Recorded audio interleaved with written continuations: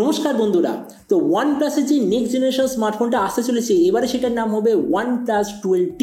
মানে টি সিরিজের স্মার্টফোন অনেকদিন পর আবার ইন্ডিয়া, বাংলাদেশ এইসব জায়গায় লঞ্চ হতে চলেছে। তো এই জন্য এই ভিডিওতে আমরা ডিসকাস করবো এই যে OnePlus 12T বলে যে স্মার্টফোনটা আসতে চলেছে এটার পুরো ডিজাইন, স্পেসিফিকেশন আর প্রাইস, আর যে দাম এটা লঞ্চ হবে তো সেই দাম এটা কি সবচেয়ে ভালো ডিভাইস হবে কি হবে না, এই ভিডিওতে আমরা এটা সম্বন্ধে আলোচনা করবো। তো চলুন শুরু করছি ভিডিওটা কোনো সময় নষ্ট না করে। আপনি যদি গ্যাজেটাল বাংলা চ্যানেল প্রথমবার আসেন আর এরকম বাংলা টেক ভিডিও ডেইলি দেখতে চান তাহলে গ্যাজেটাল বাংলা চ্যানেল সাবস্ক্রাইব অবশ্যই করে নেবেন। তো প্রথমত আলোচনা করবো এই স্মার্টফোনটার ডিজাইন সম্বন্ধে। তো যেমন দেখতে পাচ্ছেন এবারে যে OnePlus 12T পেছন দিক থেকে দেখতে হবে এক্স্যাক্টলি এরকম। ফোনটা টোটাল তিনটে কালারে পাবেন, একটা গ্রে, একটা হোয়াইট, একটা গ্রিন। এর পেছন দিকে আপনি পাবেন টোটালি গ্লাস ব্যাক আর সাইডে আছে মেটালের ফ্রেম। এর থিকনেস হলো 8.7 মিলিমিটার আর ওয়েট 207 গ্রাম। ডিসপ্লের দিক থেকে এতে আপনি পাবেন 6.78 inch 1.5K 120 hertz 10 bit LTPO curve AMOLED display, তার সঙ্গে 360 হার্জের টাচ স্যাম্পলিং রেট, 2160 হার্জের পিডালো নিমিং রেট, 4500 নিটসের brightness, 20:9 aspect ratio, 94% screen to body ratio. Display certification আপনি পাবেন HDR10+ আর ডলবি ভিশন দুটোরই সার্টিফিকেশন।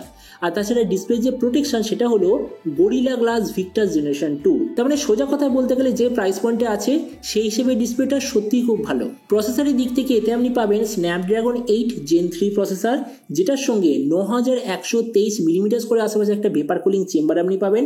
আর এর প্রসেসরের পারফরমেন্সটাকে আরো বুস্ট করার জন্য এতে আছে Pixelworks X7 Gen 2 GPU চিপ। ক্যামেরার দিক থেকে ফোনটা আপনি পাবেন 50, 8 আর 2 মেগাপিক্সেলের ট্রিপল রিয়ার ক্যামেরা, সঙ্গে 16 মেগাপিক্সেলের সেলফি। এই যে রিয়ার ক্যামেরা ওটা হলো সোনি IMX890 সেন্সার, তার সঙ্গে আছে OIS EIS দুটোরই অপশান। এই যে ফোনটা আপনার টোটাল তিনটে ভেরিয়েন্টে দেখতে পাবেন, 12/256GB, 16/256GB, 16/512GB।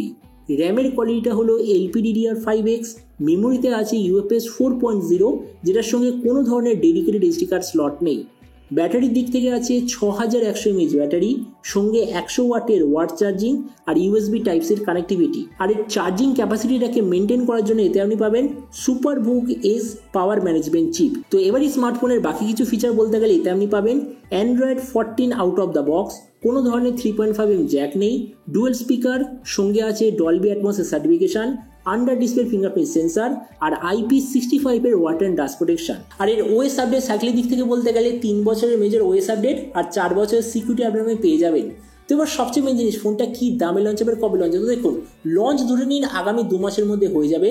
আর এরপর আমি যদি প্রাইস সম্বন্ধে বলি তো বলো যে এই স্মার্টফোনটা ইন্ডিয়ার মার্কেটে আসার কথা ওই 45 থেকে 50 হাজারের মধ্যে। আর আপনি যদি ভিডিওটা বাংলাদেশ থেকে দেখে থাকেন তো বাংলাদেশিটা লঞ্চ হওয়ার কথা যতদূর মনে হচ্ছে প্রায় 60,000 বাংলাদেশি টাকার আশেপাশে। তো এবার সব ভিডিও থেকে আমি জানাবো এই যে স্মার্টফোন যে আসতে চলেছে এটা কি প্রাইস পয়েন্টের মধ্যে সবচেয়ে ভালো নাকি এর চেয়ে বেটার অন্য কোনো স্মার্টফোন অ্যাভেলেবেল আছে। দেখুন আমরা যদি এই মুহূর্তে দেখি তো এই 45 থেকে 50 হাজারের মধ্যে একটা দারুণ ফ্ল্যাগশিপ লেভেলের স্মার্টফোন অ্যাভেলেবেল আছে। ফোনটার নাম হলো iQOO 12 5G। তো আমরা যদি ওটার সঙ্গে কম্পেয়ার করি তো প্রথমত ডিসপ্লে এই দিক থেকে আমি বলবো দুটো ফোন এক্স্যাক্টলি সেম, কেননা দুটো ফোনের যে ডিসপ্লে প্যারামিটার সেটা পুরোপুরি সেম। মানে ডিসপ্লের দিক থেকে iQOO OnePlus exactly same. Processor এবার দেখুন দুটোই ফোনে আপনি পাবেন স্ন্যাপড্রাগন 8 Gen 3। দুটোই ফোনে ওই ব্র্যান্ডের তরফ থেকে প্রপার কুলিং সিস্টেম আছে। আর দুটোই ফোনে পারফরমেন্সকে আরো বুস্ট করার জন্য ডেডিকেটেড চিপও আপনি দেখতে পাবেন। তো ওই জন্য আমি বলবো প্রসেসরের দিক থেকে দুটো এক্স্যাক্টলি সেম, কিন্তু ক্যামেরার দিক থেকে একটা মেজর ডিফারেন্স আছে। OnePlus-এ আছে 58:2 এর রিয়ার সোলো সেলফি, সেন্সারটা হলো IMX890।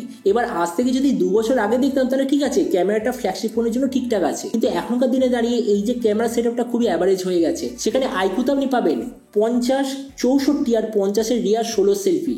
এর যে 50 এর রিয়ার ক্যামেরা ওটা অমনিভিশনের তরফ থেকে আসা যতটুকু মনে হচ্ছে 1/1.4 ইঞ্চের একটা সেন্সার, তার সঙ্গে একটা আলট্রা ওয়াইড, তার সঙ্গে আবার টেলিফোটো সেন্সারও আছে। তার মানে বুঝতেই পারছেন যে ক্যামেরার দিক থেকে iQOOটা অনেক বেশি বেটার। তাছাড়া ভেরিয়েন্টের দিক থেকে দুটো ফোন এক্স্যাক্টলি সেম, কোনো ডিফারেন্স নেই। ব্যাটারি আর চার্জারের দিক থেকে OnePlus বেটার, কেননা OnePlus-এ আছে 6100 mAh ব্যাটারি, 100 ওয়াটের চার্জার। iQOOতে গিয়ে আছে 120 ওয়াটের চার্জার আর 5100 mAh ব্যাটারি। তার মানে এই দিক থেকে OnePlus বেটার।